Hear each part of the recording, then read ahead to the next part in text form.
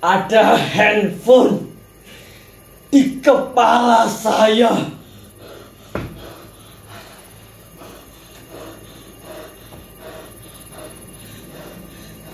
Setiap malam, setiap kali saya buka buku-buku itu, setiap saya mencoba khusyuk membaca, tiba-tiba terdengar suaranya. Ini terjadi sejak ayah membuat peraturan baru di rumah ini, melarang handphone di malam hari. Dan saya harus menyerahkan benda pujaan itu pada ayah. Maka saya akan duduk di bangku itu, menghadapi buku-buku yang bisu dan tak asyik itu, sampai saya tertidur.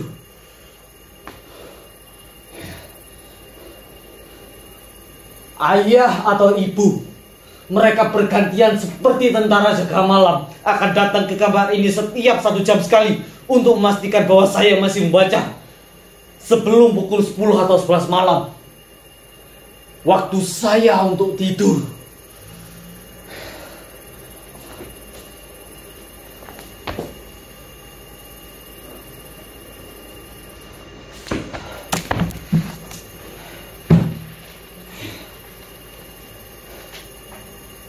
Pintu itu tak boleh saya kunci sebelum jadwal tidur tiba. Ini peraturan kedua.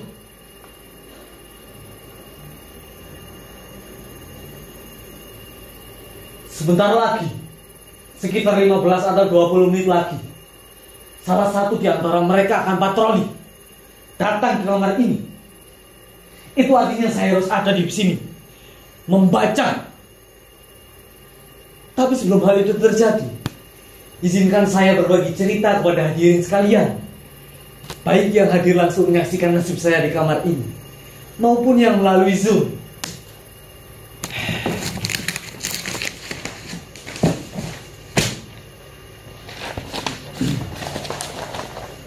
Saya sendiri bukannya tak berusaha, bahkan segala daya upaya sudah saya kerahkan untuk bisa membaca buku dengan khusyuk dan bahagia. Saya juga sudah memotivasi diri dengan berbagai nasihat yang saya ingat. Kata-kata mutiara, semboyan, pepatah, pantun, yel-yel penyemangat belajar, hingga kritik tajam para pakar mengenai bahaya kecanduan handphone. Tapi herannya, hal-hal yang biasa dipakai orang untuk memotivasi diri tak juga membesarkan semangat dan gairah saya membaca. Kalaupun berhasil, hanya bertahan 10 atau 15 menit saja, lalu menguap lagi. Sedangkan kritik tajam para pakar itu tak juga mengurangi kerinduan saya untuk selalu bersama dan dekat dengan handphone.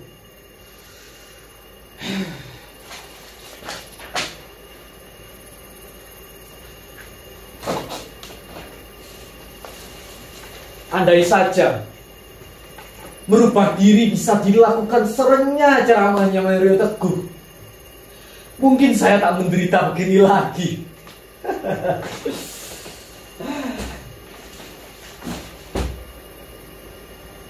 Apa?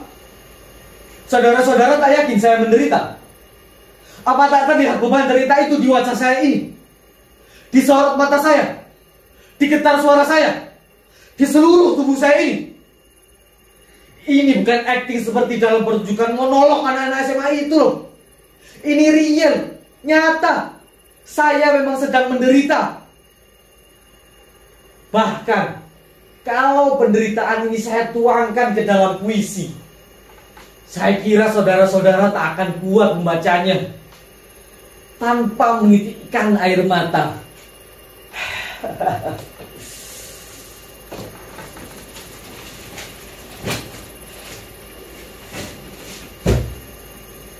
Tak percaya? Saudara-saudara tak percaya bahwa sekarang saya sedang dibully sepi dan dikepung sedih? Sekarang saya bertanya, siapakah di antara hadirin yang mau dan mampu berpisah dengan apa yang telah menjadi bagian dari diri hadirin sendiri tanpa merasa teraniaya rasa hampa? Tidak ada kan? Tidak ada kan yang mampu? Begitu juga saya. Sebuah handphone bukan lagi sekedar benda biasa. Ia adalah bagian dari diri kita, bahkan hidup kita. Bayangkan,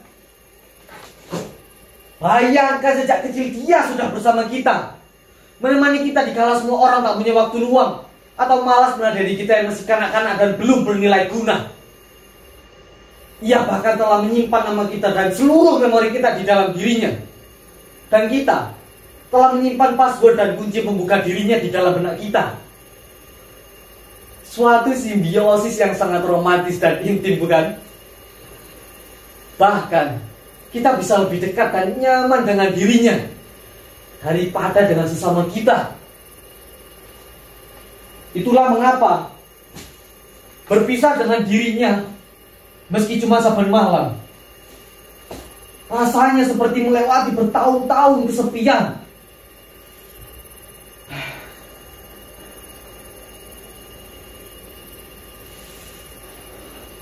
Oh, handphoneku, betapa berat dan panjang jalan yang harus kutempuh untuk kembali bersamamu.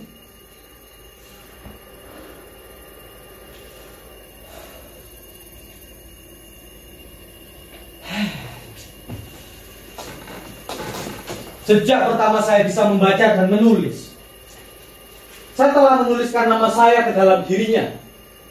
Arrayan, A-R-R-A-Y-A-N. Saya memang sempat berganti-ganti partner dari satu handphone ke handphone lainnya. Tapi apapun jenisnya, sikap mereka tetap sama. Setia menemani dan melayani, tak berkurang sedikit pun. Bahkan semakin istimewa dan semakin besar kemampuan mereka dalam melayani kita.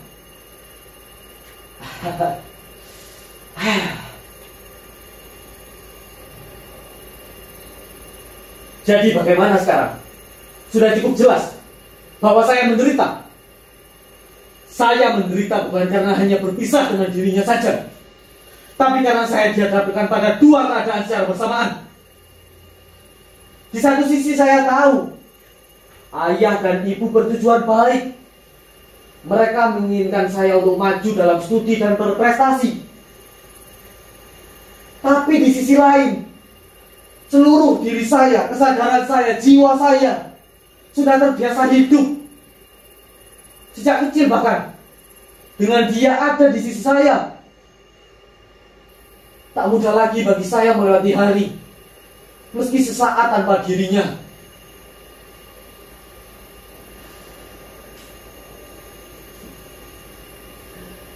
Kadang, kalau saya tak kuasa menanggung rindu padanya, saya ambil casingnya, saya dekatkan ke dada saya seperti ini.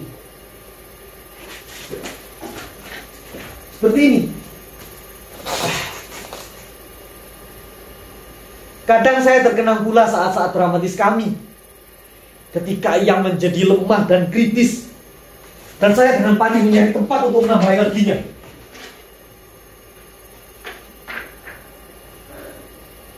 Tak ada yang lebih membahagiakan selain mendengar suara renyah dan riangnya, bertamasya dengannya kemanapun saya ingin mengunjungi situs-situs atau menikmati menu-menu lezat yang ditawarkannya. Yang buat hidup ini menjadi amat mudah, simpel, dan lebih cepat. Ia bisa membahagiakan kita. Ia memberitahu kita apa saja dengan cepat dan lengkap. Bahkan kini, ia memiliki banyak sarana yang bisa menjamin kehidupan kita dengan tempo sesingkat-singkatnya.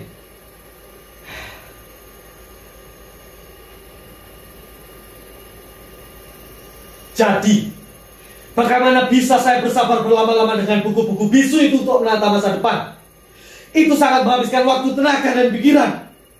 Sedangkan kita hidup di masa yang sangat bergantung pada kecepatan dan keringkasan. Siapa yang tidak bisa cepat akan ditinggalkan, akan menjadi fosil penghuni museum peradaban.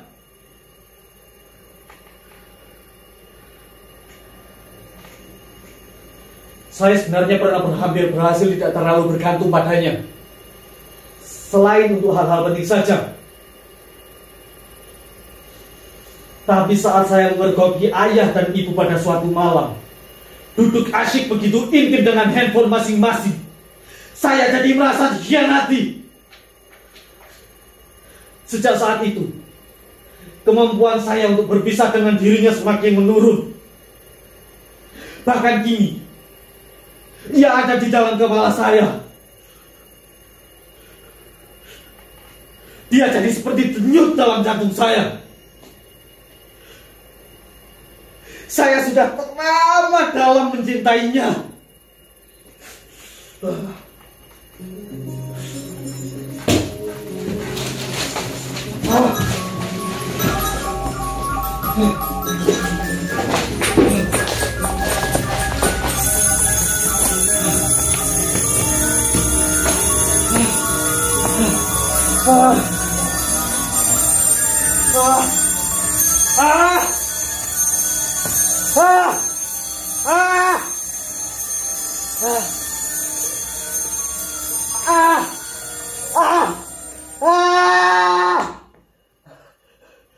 Jangan terlalu dalam.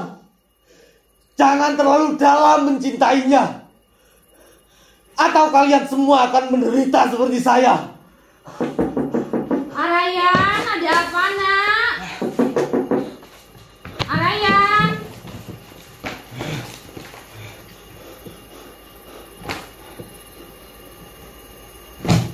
Betapa panjang dan berat jalan yang harus kutempuh.